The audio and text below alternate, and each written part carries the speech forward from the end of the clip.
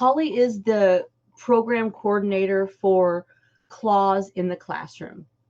And Claws in the Classroom is a program that I started under the Land Hermit Crab Owner Society after becoming endlessly frustrated with the pet grant website and program. If you don't know about this, there is here she is. We see something.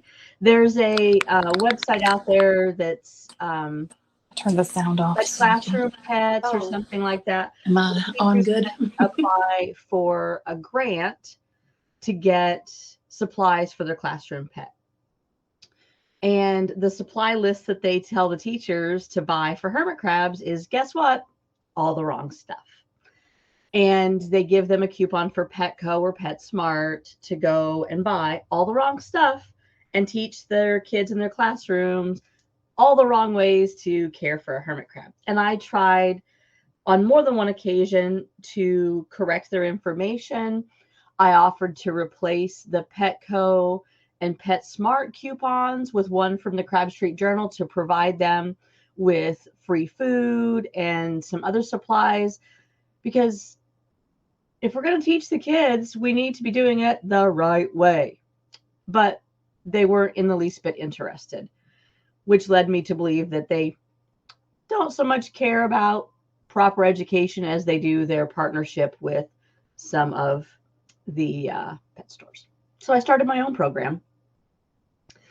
And Claws in the Classroom depends 100% entirely on donations.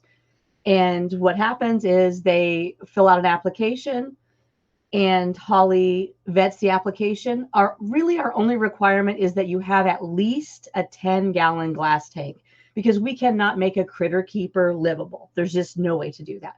So at the bare minimum, they have to have a 10-gallon glass tank. And from there, we will do everything we can to get them decorations, shells, food, whatever we can. We can't ship sand. And good grief, I have like a frog in my throat. Stand by.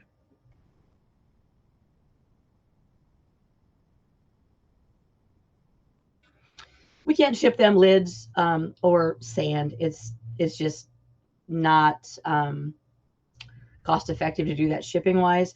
But sometimes if they're nearby, somebody who's donating, somebody local may offer to go and like, I can go get sand for them. They're in my town. I will take them some sand. So, yeah, Dan, come on and tell you have a really good Claws in the Classroom story, a great example of what this program can do and how much we can help teachers with just, some simple donations. So, yeah, jump on here with me, buddy. Let me give you I bet you're sitting in moderation. Yep, here he comes. Hello. Hi, Dan. Hi. So last year I saw on Lycos, there was a teacher with like a million questions about hermit crabs. Hi, Kathy.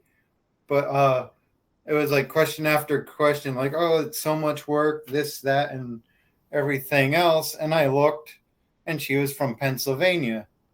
So I figured, well, we have a ton of crabs, and we're like, I messaged her saying that we're close, like within an hour, hour and a half, if you want, from doing a bunch of rescues and being tank hoarders. We have a ton of supplies. So if you want, come out and check out our crab room. We have a bunch of tanks, tons of food, and just come in, check everything out, and ask whatever questions.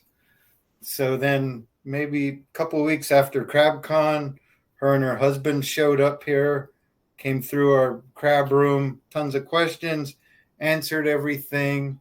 We gave her a 29-gallon tank with the heat pad already on it, the insulation, lid, and bunch of supplies from our shop that we have. And well, here you go. Here's everything you need. And all you have to do is add the sand and crabs, which at the time, I think we didn't get Ginny's crabs yet. We were going to go and donate some of them, but that never happened. And then she eventually found somebody donating crabs. So then she got everything all set up, and we were in communication. Well, how do I do this? How do I do that? And worked her through it through Facebook Messenger. And then she finally got the crabs, got it all set up in the classroom with the usual, oh my God, they're not moving. I don't see any. It's like, well, congratulations, you have pet sand, so you're now officially a crab owner. And it's like, let them go and just be crabs. And that's a thing with the kids. And then the coolest thing, which we're totally unprepared for, we got, which I still have it, is got like an envelope from the teacher back in October, and she sent this picture of her classroom, and the crab tank. I love it. And then also with that, we got all of these letters, which are from the kids thanking the greatest thing in the world crab, to get a letter from a I don't know why, that's and just so sweet. Oh, everything else. And the cool thing, because we've been in contact, I would say several times a month with questions like, oh, it's going to be Christmas. What do I do with the crabs? We're down for 2 weeks. I'm like, well, crabs can be okay. Like, ideally, if you could get in there at minimum once a week to take care of them, they'll be okay. I wouldn't do it for a long time. Just trying to give her reassurance. And she made it the whole school year, didn't lose any crabs. And it was just a really good experience. And the neat thing, too, it's teaching 30 kids from the get-go, do not buy crabs, which there were, I guess, kids going to the shore, and the kids were like, no, don't buy hermit crabs. So it's a really awesome, I really think the best thing to do is to do it like a one-on-one if you can get people and teachers in your area, because you can connect on a really connect with them on a personal level, connect with the kids. Yeah. And to me, like, I see it as like a thing, like, who would think me being able to teach a teacher? And well, it worked. Absolutely. And I don't know if other kids got hermit crabs or rescued, but I'm sure a lot of them went to the beach this year. No, I don't want one. Educate from the ground up. Right. No, we can't hear them. Hold on. I think Holly's got feedback maybe. So did she tell you, is she going to keep the crabs through the next school year also? Yeah, she actually got, I guess, from the person who donated her crab, she has a, I think, 55-gallon at her house now. So she's fully entrenched. Wow. So she plans on bringing them back, which she was a nervous wreck because in the classroom, the crabs went down like a little bit before like the end of the school year. Mm-hmm. But luckily a day or two before the end of the year, they came back up. So I was like, just move them one at a time. Yeah. And like, if need be, I can walk you through, like, if you have to dig them up, you don't really want to, but in a situation like that and you don't have a choice. But it was a really great experience, and well, it still continues. And it will continue because every one of those kids that was with her for that school year now knows better, and kids love to share what they know. So they're going to tell everybody what they learned. Yeah. Every time they see a crab somewhere, they're going to be like, you're not supposed to be doing that, and you're not supposed to be doing that. And then all these other kids that are going to come through her classroom are going to learn too. And there's going to be so many ripple effects from that because you just reached out to one person and helped her, but you're going to help so many crabs in the process. And that is like the best example of what Claws in the Classroom can really do. And all we just need and it doesn't even have to be new supplies. Your used supplies are fine. And I'm going to quit taking over Holly's session and let Holly take over. And I'm going to get off of here. You must have muted yourself. Did you mute yourself? There we go. All right. Okay. Now. I do want to tell you that we are shirt twins today. Are we shirt twins? I can't see you on my screen. Yay! Thank you so much, Dan, because I think that is like the best way to highlight what Claws in the Classroom can do. That is such a success story, and I appreciate you volunteering to come on and tell that. Yeah, I think that's one of the greatest, being able to advocate without really getting in people's face. Right. It was passive. It was enjoyable.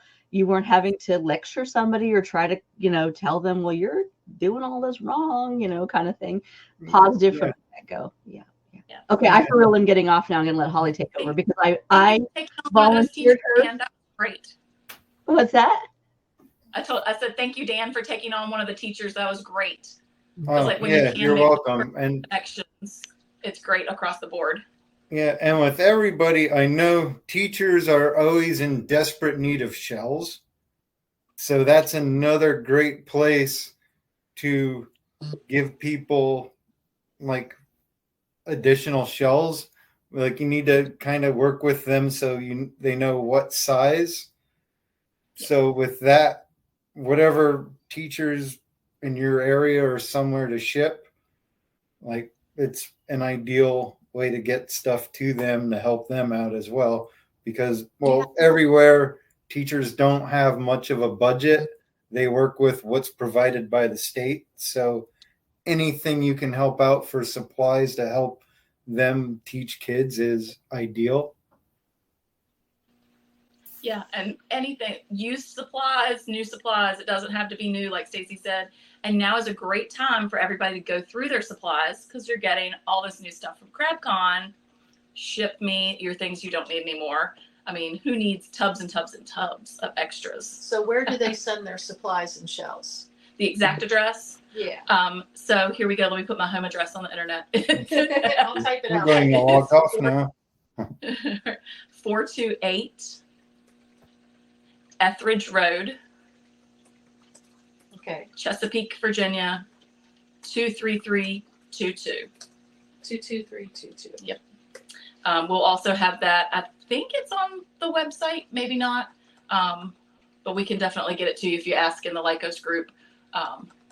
They pinned it up at the start. So. Okay, awesome. Yep, that's where you Yes. ship your stuff to. Write that down. We have, like Dan was saying, sometimes you just get one teacher that's just outstanding. I had that experience the other year. One of my first teachers that I was contacted with. 23322. Oh, shoot. Yeah. We have to change the zip code. 23322. 23322. Yep. Sorry. One of the first teachers I was contacted with, I was so excited because she's local. She's one of the Chesapeake schools here where I live. And they got a grant to do a study on plastic 3D printed shells versus natural shells. Of course, the hermit crabs all picked the natural shells. But after that, then they were left with these hermit crabs, and she was trying to figure out what she could do, and she stumbled on Claws in the Classroom. And so I got her an appropriate tank and just all of her extra supplies she needed because she didn't have all of the things they needed. So I got her the rest of that. And now this is the second summer that she has brought them here for what we call summer camp because no one's at the school all summer. And since she's local, she brings them here for the summer. So I have her little tank set up that they come here and stay till school starts back. And that's just so cool that they get to come, and she takes videos and pictures, dropping them off, and the kids write them camp letters and stuff. And so that's really fun. And they get to come back from camp. Are there any questions? Is it best to have smaller crabs or larger? So it would just depend on your spacing. If you're low on space, most of the teachers have a 10-gallon or a 20-gallon. Once in a while, I'll find a teacher that has a 40. So I would definitely say smaller would go in that space better. Obviously, the bigger the crab, the more mold space they need. So 2 larger crabs are going to have less living space in a 20-gallon than 2 small crabs. But it's just personal preference as far as for the general owner. Do you want big ones or little ones? So tell us a good story about one of the teachers or classrooms. I have so many good stories. One of the classrooms, I've got one teacher. I can't remember where she's from. Sorry if you're watching. But her classroom was so excited for their supplies, and I handpicked them all kinds of extra goodies because they were so excited, and they had a huge tank, and the kids were really gung-ho for it. And I sent it in, and she didn't tell me ahead of time that she was going to be going out on maternity leave. I might have sent her, I don't know if I'd have sent her more food or what I would have done. But anyway, I don't know if it would have changed anything. But she got all of her supplies in, and 2 or 3 kids really spearheaded the effort to take care of the crabs. And they set up the whole tank, and they started logging all of the data. I don't know exactly what data they were logging, but they were using mathematical equations so they could use that. And they did a math lesson and charted the sand mixture of the 5-to-1 ratio, and something about the food that they were charting something. So anyway, they incorporated lessons into having the hermit crabs. And then she went out on maternity leave, and those 2 or 3 kids who had spearheaded the effort took care of the crabs constantly throughout her maternity leave. And she came back and she's like, they're thriving. It's great. The kids did wonderful with it. So she had gotten them set up well enough with enough information that they were able to tend to them during that. I thought that was awesome. And Stacy commented there's lessons on Crab Street Journal also. Yeah, we're just direct most of my teachers there, but you can get some lessons and coloring pages if you've got little kids, and all kinds of stuff. So when they reach out to you, let's go through the steps on what happens. So someone submits an application, and then that generates the answers into a Google spreadsheet that we have in Keep. And I just go through how many, it has your tank size, how many crabs, what supplies you need. You're supposed to submit pictures of your tank and pictures of the crab shells held up to a ruler so I can hopefully find you the right size shells. Some people don't measure correctly. As we all know, it can be hard to measure shells. And if you're new, do I measure the top of the shell? Do I measure the hole in the shell? Where do I measure my shell? So I get a lot of pictures of all kinds of crabs next to measuring tapes. But some of them just don't have the correct tank. They're still in critter keepers, or they're just open topped. And you do have to have a sealed enclosure, at least a 10-gallon with the correct substrate before I can send you stuff. Because I mean, we're not going to send hundreds of dollars for the critter keeper. And the only thing we don't supply is a tank and your substrate. You can do that. You can do that, teachers. And then we will supply the rest of the things. So I just go over their pictures and email them, let them know what I need. Some of them aren't in a 10-gallon yet. Most of them will upgrade, but occasionally you get some that just never respond, which is sad because I don't know what happened to the crabs. But in general, most of the teachers want to do well by them. I mean, that's why you get into teaching, is you love people and things and you want to help and make the world better. And so why would you purposely harm a crab once you know better? What if they don't have crabs yet, but they still want to do this? Okay, they don't have the crabs yet, but they still want a setup. I do still require the enclosure and the substrate. And then I can send you your goodies, and then I try to connect you with the adoption program. So instead of buying crabs, you would get adoptable crabs that someone's trying to get rid of them, or someone on the adoption group is trying to rehome their crabs, and they could rehome them to the classroom. So that is hopefully where they would get the crabs. Apparently there's a school critter supply place that will send hermit crabs to the teachers. I mean, they got to buy them, but I don't understand why. I don't know the back end of that. So any advice you have for teachers? Give them your good advice. Yes, it's a great program. So apply, get your stuff. make sure the kids know that this is not, it is, I shouldn't say it's a bad pet. We all love our hermit crabs very much. But as far as for children, they dig under the sand and they're gone for months. Kids aren't excited about pet sand. I have children, they get so bored of our pet sand. And the hermit crabs are hands-off pets, so you can't really cuddle it. Most kids want to cuddle something, dog, cat, let me hug my dog. Well, you can't really hug your hermit crab, so they lose interest that way. But it's just really good for them to have that exposure to it, that this is the way a hermit crab is kept. And then they know whether they're interested in watching that hermit crab and having one, or whether it's just not, I don't want to say not worth it, because we love our hermit crabs, but if they understand it's more like a fish tank situation, that they're a hands-off, high work pet. And I think that's fantastic. And this is just impacting future generations. Every kid that comes through a classroom with a correct crab-a-tat is going to take that information and run with it. And they are the best advocates we could ever have, because every time we go to a store, no matter if I tell my children ahead of time or not, let's not be loud this time. If we go in a store and there's a painted shell hermit crab, one of my children is going to yell, "Oh no, a painted shell, that poor crab." And, and they're going to make a spectacle of it, because they know it's bad, they know it's wrong, and they want the best for these little animals, and that's just kids. And then future, they're going to tell their friends, they're going to tell their neighbors. When grandma takes them to the beach next year and says, "Don't you want this little painted shell crab and this little teeny thing?" They're going to say, "No, grandma, a crab needs this, a crab needs that, a crab needs this. Can you get me a tank this big, grandma?" And we're going to have less of the grandma bought me this hermit crab and now mom and dad don't want to tend to it. So I personally get a lot of those. We're located between two beach towns, and it's just like a generational thing to buy your grandkids some hermit crabs at the beach. And then they come home, and thankfully mom and dad are learning this is not what we want to do. This is a lot of work. It's more than we wanted. And so they're finding somewhere for them to go, thankfully. But yeah, these kids who are learning in the classroom, they will be educating grandma about proper hermit crab care. I love that, how the children become the advocates because they have the proper learning and the proper training. Yes, and they go out there, and children tend to be pretty vocal. Yes. So.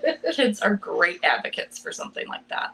Absolutely. And who doesn't want to listen to them when they're so sweet and passionate and just want the best? But it's sick. You have to save it. Like, how can you say no to that?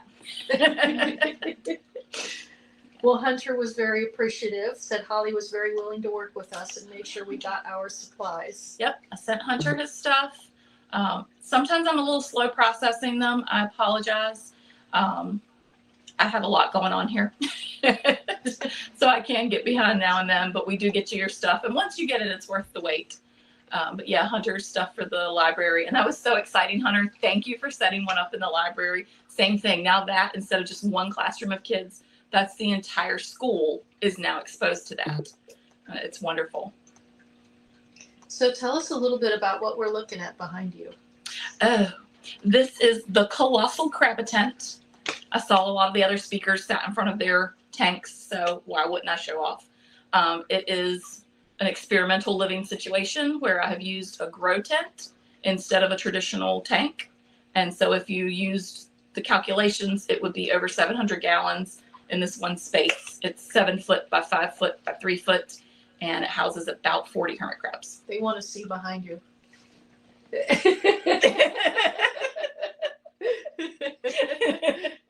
I put in a viewing window. It's not the best viewing window.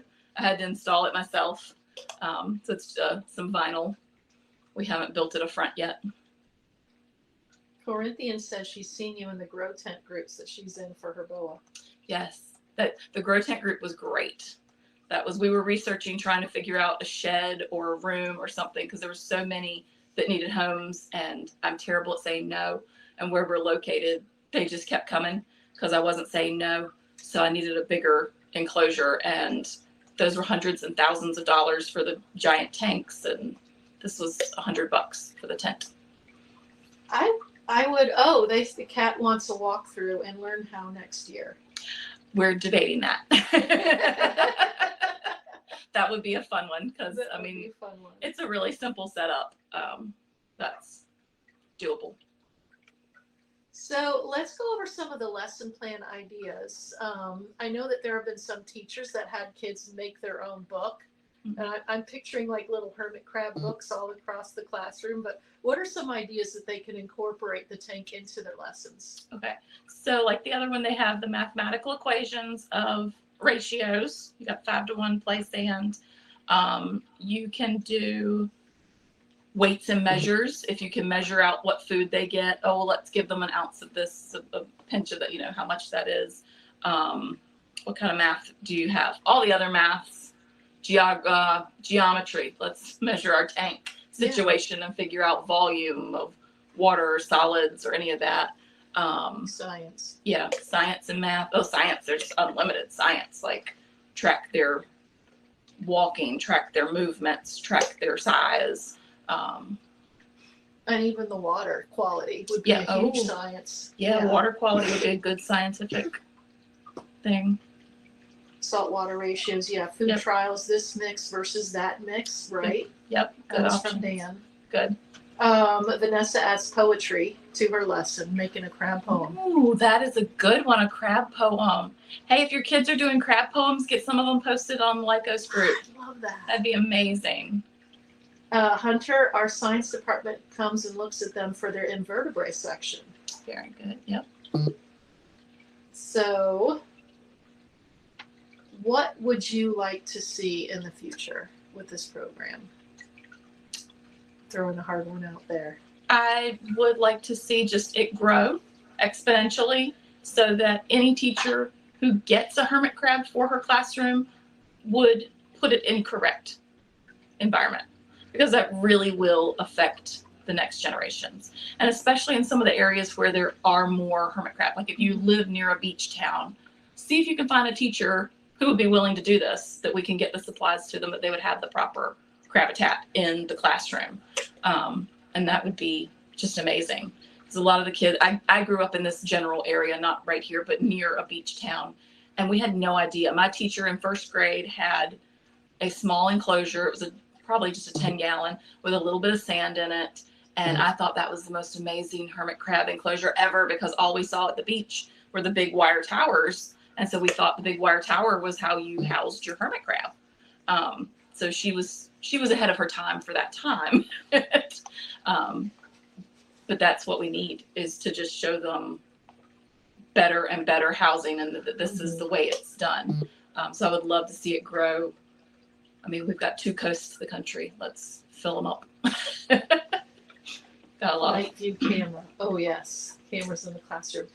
Ashley said one idea might be to set up a network of crabbers in each area. We could then meet the teachers and share supplies. There we go. Great. That's saving on shipping costs. If we had a list of people willing to help in each area, that might be something to consider. Yes, I've gotten a few individuals who've reached out, and if they have someone in their area, I contact them. Hey, do you want this classroom? Is it close enough to you to go assist? I've had several of those, and that's wonderful. I love when individuals want to take on something like that. I will help you take on the project. Takes it off me. That's great. And that personal connection really means more to you and the teacher. So, do you need a helper? This is from Stacy. Always. I always need a helper. I am great at packing the boxes. I am not always great at keeping up with the spreadsheet of submissions. I'll go in and I will email all the people what I need that have submitted stuff, which can be anywhere from 2 to 10 emails. And then I wait a week or 2 and see who's contacted back. And so it's just kind of a waiting game to see who's going to be responsive. Some of them are slow responding. Sometimes I'm slow responding. It just goes back and who is going to respond enough to get their boxes. And once they're approved, I pack boxes up and ship them out within a day or 2. Yeah, the shipping part's the easy. Yeah, that's the easy part. For me, that's the easy part. For other people, it might be sitting at the computer and shooting off all those links for emails. But after I've done that all day at work, sometimes I'm not ready to do that all night for the crabs. Hunter says, I have some stuff I can donate, but my sister's going back to teaching and is interested in the program, so I might just keep them for her, so you don't have to send as much. That would be great. Yes. Yeah. Yeah, learning about crustaceans and exoskeletons. Ashley would be happy to help and share on the Mississippi Gulf Coast. Love that. Awesome.